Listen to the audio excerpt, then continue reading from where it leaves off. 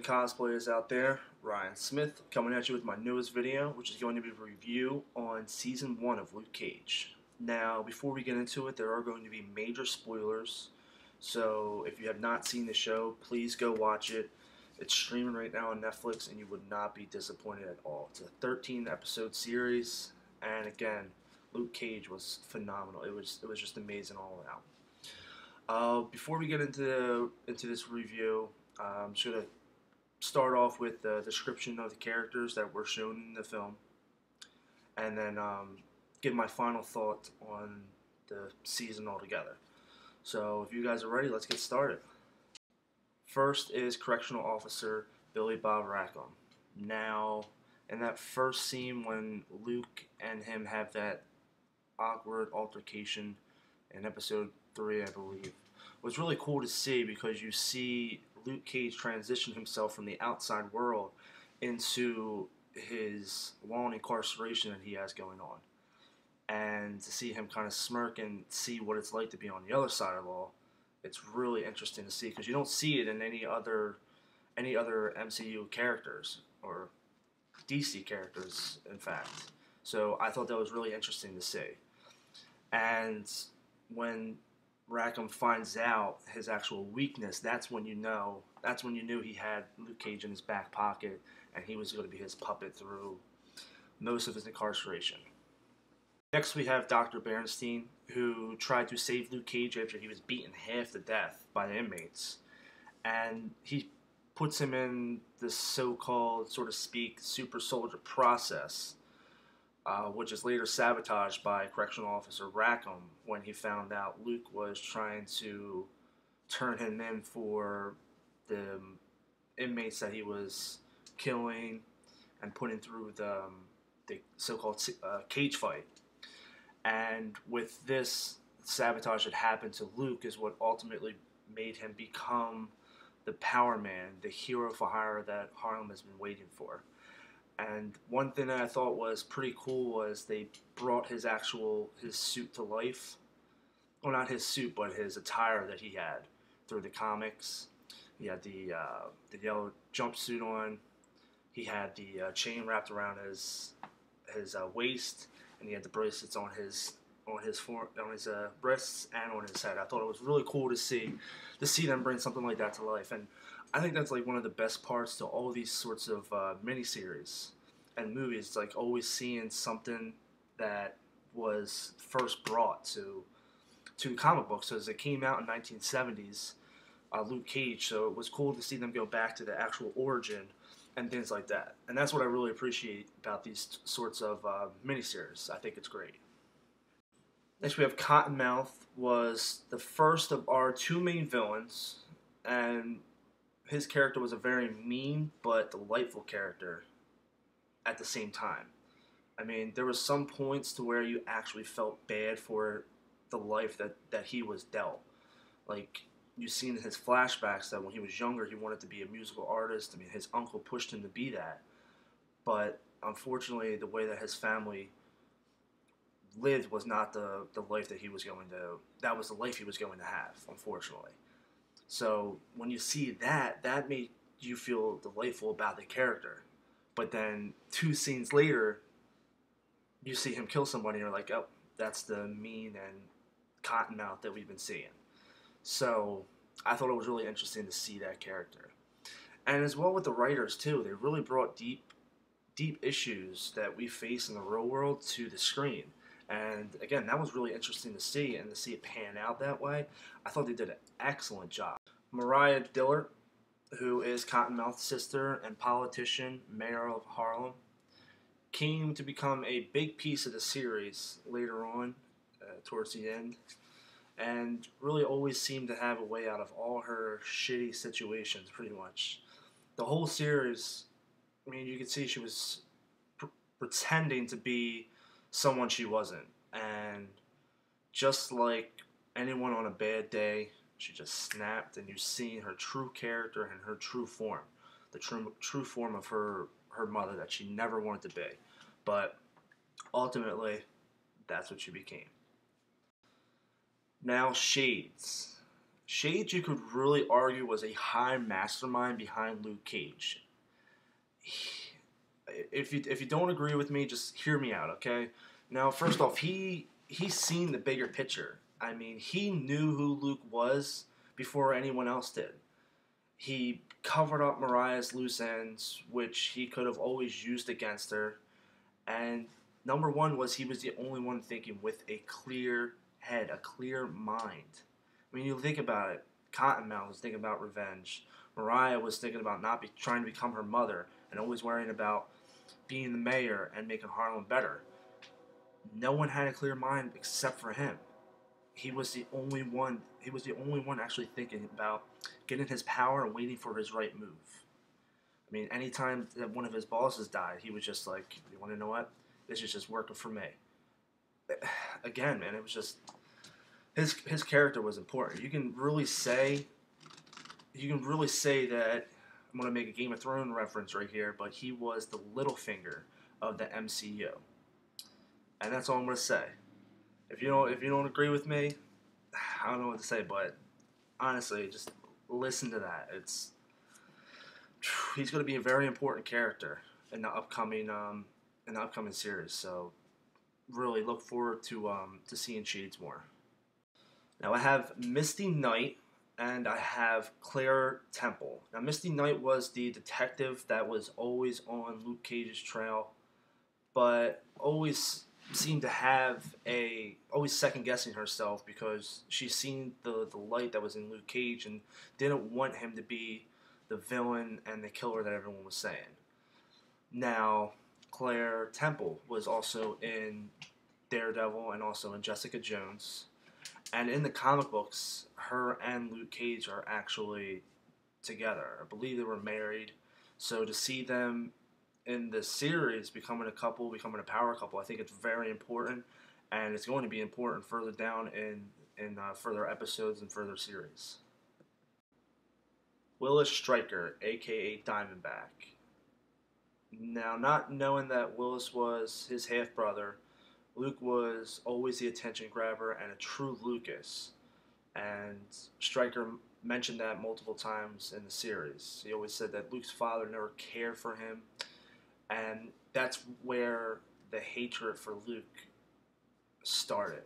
You know, growing up and seeing the pain and the hatred level ultimately led to Willis framing him and transitioning himself into the Diamondback. I mean, we've seen in many scenes where, like, what he is capable of and what really shows how much he wanted Luke dead. I mean, there's no other way to put it. Alright, now some people don't believe me on this, but Hammer Tech. Now, I know Justin Hammer wasn't present in the series, but you do have to stop, take a few steps back and say, wait, why did Diamondback have a suit created by Hammer Tech in the last episode? And why did he have weapons made by Hammer Tech? I mean, yes, you could argue that he stole them, but if you've read the comics, you know who Justin Hammer is. Like, you know what he's capable of. And he was mentioned a handful of times. Not like once or twice, a handful of times in this series. And I don't find that a coincidence at all. I mean, we'll see in due time. I mean, I honestly would love if they did a crossover from the Marvel Universe we have now. And if they bring Sam Rockwell into this series, and you see him at, like, Seagate or something getting out of prison somehow, oh my god, I would lose it. It would just be... I would really look forward to that. I mean, hopefully... I don't know.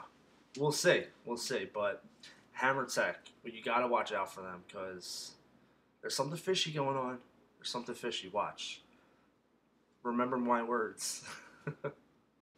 Now we're going to go on to Luke Cage, what I thought about his character, what I thought about Mike Colter, and my final thought on how the series went. Alright? So let's go.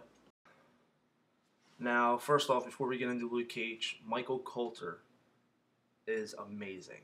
Amazing actor.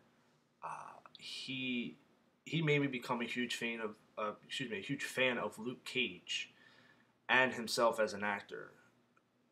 I wasn't really familiar with this character but ever since the series came out, you know, I've read multiple comic books of Luke Cage before, but seeing him come to the screen is just incredible. I mean, one thing that I have to say, I love the fact that since that the writers did that, I love the fact that since you can't physically hurt him, the writers went with more of a emotional approach, and it really connects with the audience in a different way. I know it connected with me. I mean, they focus on the characters and what he goes through each day in his new life. Instead of the constant beating up people, which when he does is totally badass. I mean, don't put that past him. I mean, Mike Colter really, again, owns his character and brings all the intangibles that you love about Luke Cage to life. I was surprised on the amount of humor they brought because everyone had a few good one-liners. But my favorite two had to have been was the first one was in episode 7 when he was getting shot from behind in the building and said to the shooters, "I'm sick and tired of always having to buy new clothes." Now that one just got like I really had to pause it and I just laughed for a good like 2 minutes. I mean, it was funny because since the first episode, all he was doing was just getting shot and his clothes were getting torn up. I'm just like, where is this man pulling new clothes from? I mean, I felt so bad for him. That was pretty cool. I love that line. And also another one was in episode 12. I mean, he says this line a lot towards the end, but when he's always going, "Sweet Christmas," that's another one that gets me. I mean, these really are the types of moves that really impress me and make me appreciate the character more. And again, like I said before, it's incredible to see that what these writers and what these actors are capable of doing. And now I'm a huge fan of Luke Cage.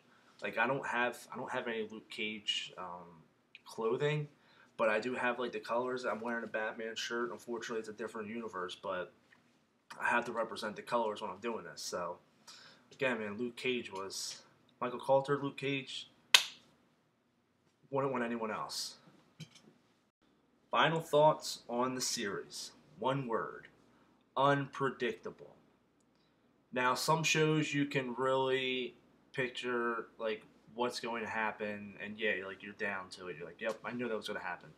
But like, and again, I really thought that I had the whole series figured out, and then bam, Cottonmouth is killed by Maria, and then here comes walking to the scene Diamondback, and damn, did he make a huge impact. Not only with Luke Cage finding a way to hurt him and kill him, possibly kill him. You know, in episode 9, he really brought the season to a halt when he just straight up killed 4 of the top bosses. I mean, it wasn't something that had to have been done, but something to make a statement. He was not afraid to get his hands dirty and would kill anyone to get in his way. Now, going back to what I said about Shades, who again, seeing the bigger picture, knew what was going to happen if Willis continued to go down this reckless path. And in the final episode, when Luke and Willis stood toe to toe, you know, trading fist for fist, showed that Shades knew what he was talking about. It was a very emotional ending, seeing the two brothers fight for their lives and having the city watch as they struggle for their next breath. The only way Luke could win is when he finally realized he was no longer his brother's keeper. And that's how he defeated Diamondback. Again, with the writers going all the way back to episode 1, is when you see Luke's pride and honor, and from 1 to 13, that's the beauty of Luke Cage. His pride and honor, he would do anything to protect anybody in his city. He'll do anything to protect anybody. It doesn't matter what kind of consequence that will come with it. He is there ultimately for hero for hire. But then again, the series shows just how fast the tables can turn for our hero. Now, even though he cleared his name in Harlem, the system never forgets. And right now, what I'm looking at like a 9 out of 10 because I loved Daredevil, but Luke Cage really got me. Again, I didn't know much about the character.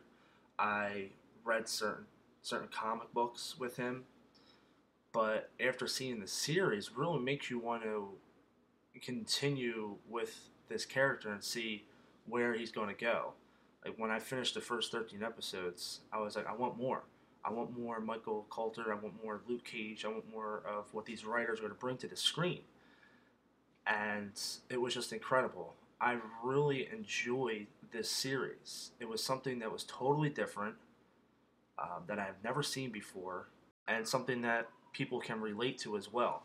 I mean, bringing those real issues to the screen and being able to transition them from the comics to the real life and being able to connect with the audience. That's another thing that got me. It was just incredible. It was the acting, the writing, the developing, all of it was A+ material. And you might have something differently to say, but to me, they just they did an incredible job. They really caught my eye. They caught clearly the audience eyes as well, bringing bringing this character to life. Now I don't have any Luke Cage clothing, but you know I'm representing his colors, even though it's a DC brand. But get the word out there, man. To help people to watch this show, they will not regret it at all. It's a totally different show to watch. The the kind of mindset that this character has, it's all around different and all around a beautiful piece of art. And I really want to see more people talk about this series. So my final finishing touches on my video.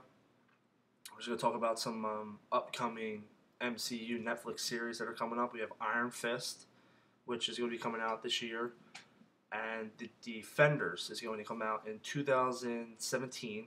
We will see in Daredevil, Jessica Jones, Luke Cage, Iron Fist, and I believe it's rumored that Frank Castle will be involved in this as well. So I really look forward to seeing how well he's going to play with others. Because if you've seen the Daredevil season 2, you know what he's capable of as well. So I seriously can't wait for the upcoming series and what MCU Netflix series has in store for us. All right. So I hope you guys enjoyed my review. Like always, you guys please leave a comment. Let me know what you guys think. Don't forget to like and subscribe. Let me know if you want more videos of something else that you guys enjoy. I will gladly do it. As always, guys, Ryan Smith signing out. To all you YouTubers and cosplayers out there, keep calm. Comic-Con.